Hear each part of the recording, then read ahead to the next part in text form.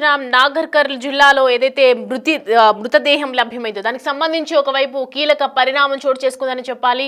ఒకవైపు దీనికి సంబంధించి ఎంతో మంది స్పందిస్తూ ఉన్నారు. ఒకవైపు తండ్రి కొడుకు బీర్లయ్యను అరెస్ట్ కూడా చేయడం జరిగింది. దానికి సంబంధించి మనకు అందరికీ తెలిసిందే. అయితే నిందితుడికి సహకరించినటువంటి బంధువు అంజీని సైతం అదుపులోకి తీసుకున్నట్లు కూడా ప్రకటించారు. ఒకవైపు కల్వకుర్తి డీఎస్పీ సైరెడ్డి వెంకటరెడ్డి తన కూతురికి చేతబడి చేసి ఆత్మహత్య చేసుకునేలా తండ్రి బాలయ్య చేశాడని, అనుమానంతో బీరయ్యను ఒకవైపు ఈ హత్య చేశాడని తెలిపారు. అయితే బాలయ్య మృతదేహాన్ని తల, మొండెం అలాగే ఆక్సల్ బ్లేడుతో వేరు చేసినట్లు విచారణలో తేలిందన్నారు. తలను రంగాపూర్ సమీపంలోని డిఎల్ఐ కాలువలో వేసి మొండాన్ని చింతపల్లి సమీపంలోని దుందుబి వాగులో వేసినట్లు కూడా ఒకవైపు నిందితులు వెల్లడించారన్నారు డీఎస్పీ.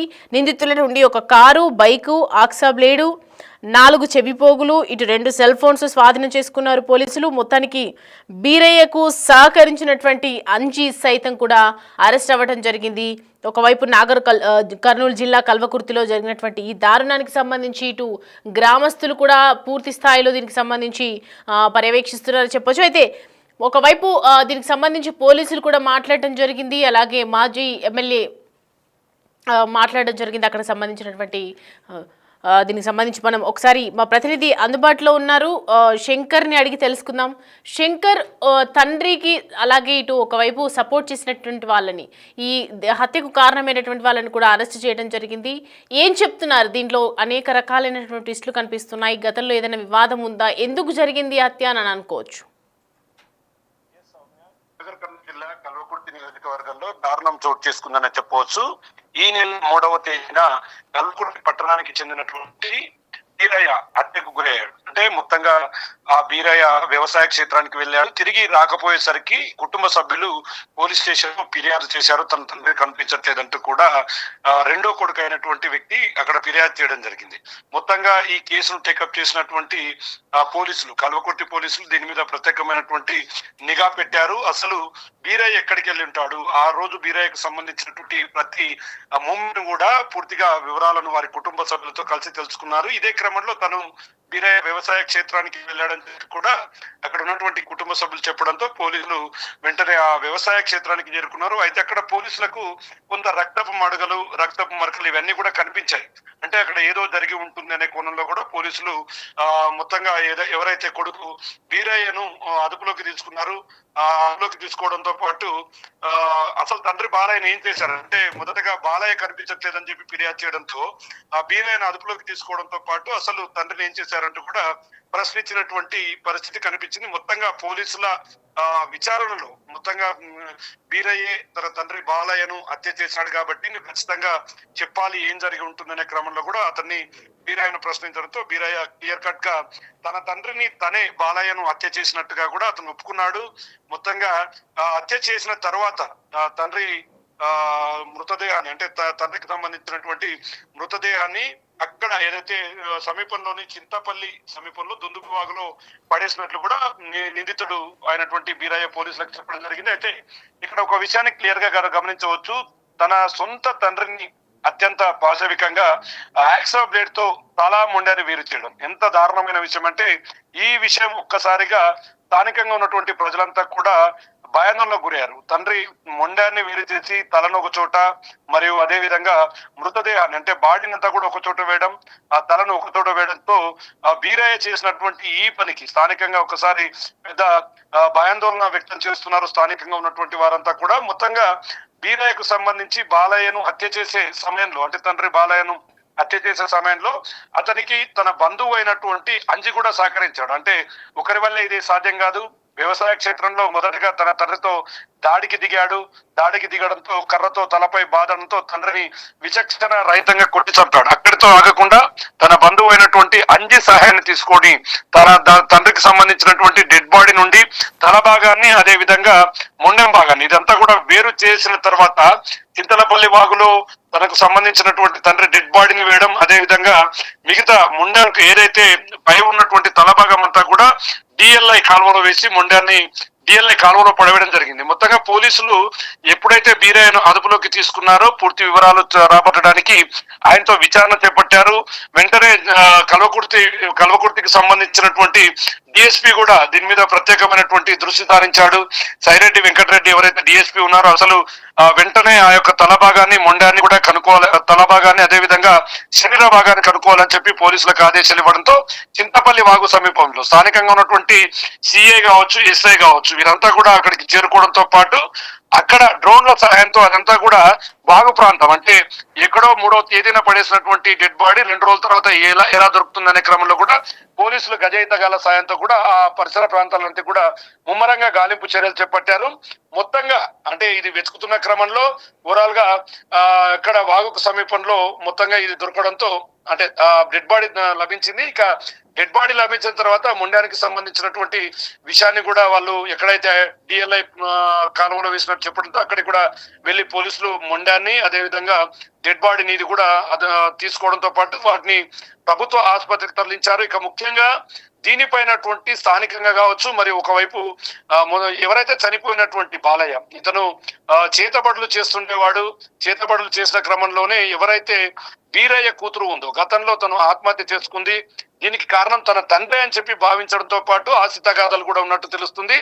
ఏదేమైనప్పటికీ తన కూతురు చనిపోవడం అదంతా కూడా దీనికి తన తండ్రి బాలయ్య కారకుడు అంటూ కూడా పూర్తిగా నమ్మడంతో ఈ ఘటన చోటు చేసుకున్నట్లుగా కూడా తెలుస్తుంది. ఇప్పటికీ డిఎస్పీ పూర్తి స్థాయిలో దీని మీద విచారణ కంప్లీట్ చేసి A1 గా బీరయ్యను అదేవిధంగా A2 గా అంజిని చేరుస్తూ కూడా పోలీసులు వారిని అదుపులోకి తీసుకొని రిమాండ్ కూడా తరలించడం జరిగింది. మొత్తంగా ఈ వ్యవహారంతో పట్టణంలో ఒక్కసారిగా ప్రజలంతా కూడా భయాందోళనకు గురవుతున్నారు. ఎందుకంటే చాలా చోట్ల చూస్తున్నాం, ఉమ్మడి పాలమూరు జిల్లా వ్యాప్తంగా ఒక చోట తల్లి తన పిల్లల్ని చంపుతుంది, ఒక చోట తన తండ్రి పిల్లలను చంపడం, ఇదంతా కూడా చాలా విడ్డూరంగా చాలా విచక్షణ రహితంగా అనిపిస్తుంది. గత 4-5 రోజుల క్రితమే కల్వకుర్తి నియోజకవర్గానికి సంబంధించి హాజ్పూర్ సమీపంలో 3 పిల్లలను చంపి తను కూడా చచ్చిపోయినటువంటి ప్రకాశం జిల్లాకు సంబంధించినటువంటి ఒక వ్యక్తి ఆత్మహత్య హత్యలు ఇవన్నీ కూడా తిరిగి మరొకసారి కల్వకుర్తి నియోజకవర్గంలో తన తండ్రి బాలయ్యను బీరప్ప హత్య చేయడం ఒక్కసారిగా హాట్ టాపిక్ గా మారిందని చెప్పవచ్చు. మొత్తంగా పోలీసులు డ్రోన్ల సాయంతో వెతకడంతో పాటు వారి డెడ్ బాడీని తీసుకోవడం, పోస్ట్ మార్టానికి తరలించడంతో పాటు క్లియర్ గా ఈ పోలీసులు పూర్తి స్థాయిలో ఈ కేసునంతా కూడా కంప్లీట్ చేసినటువంటి సిచ్యువేషన్ అయితే ఇక్కడ కనపడుతుంది. సౌమ్య, ఇదంతా కూడా ఉమ్మడి జిల్లా వ్యాప్తంగా చూస్తే ఒక్కసారిగా ఇలాంటి ఘటనలతో ఒక్కసారి స్థానికంగా కొంత భయాందోళనకమైనటువంటి వాతావరణం తలెత్తుతుంది.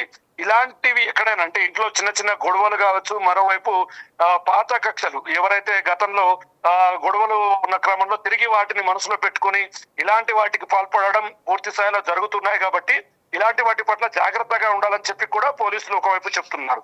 ఏదేమైనప్పటికీ సొంత కొడుకు వీరయ్య తన తండ్రిని తన బంధువు అంజి సాయంతో కూడా చంపడం పూర్తిగా కలకలం రేపింది. ఇప్పటికీ వారి నుండి సెల్ ఫోన్లు అదేవిధంగా కారు యాక్సిడెంట్ ప్లేట్ కూడా ఎవిడెన్స్ గా పోలీసులు తీసుకోవడంతో పాటు వారిని రిమాండ్ కి అయితే తరలించినటువంటి సిచ్యువేషన్. దీంతో ఆ కుటుంబం ఒక్కసారిగా ఆ కుటుంబ సభ్యుల్లో పూర్తిగా బాధను వ్యక్తం చేస్తున్నారు. దుఃఖ సాగరంలో మునిగిపోయింది. ఒకవైపు తండ్రి చనిపోయాడు, మరోవైపు ఇంటికి పెద్ద కొడుకుగా ఉండాల్సినటువంటి వ్యక్తి ఈ రోజు జైలుకి వెళ్ళాడు. కాబట్టి ఆ కుటుంబం అంతా కూడా దుఃఖ సాగరంలో మునిగిపోయింది. ఏదేమైనప్పటికీ చేతబడులు, మరోవైపు ఆస్తి తగాదాలు, పాత కక్షలు ఇవన్నీ కలగలిపి ఒక సొంత కొడుకునే తన తండ్రిని చంపడానికి పురమాయించినటువంటి ఘటన ఒక్కసారిగా స్థానికంగా చర్చకు దారితీస్తుందనే చెప్పవచ్చు. Soumya, right Shankar, thanks for the updates.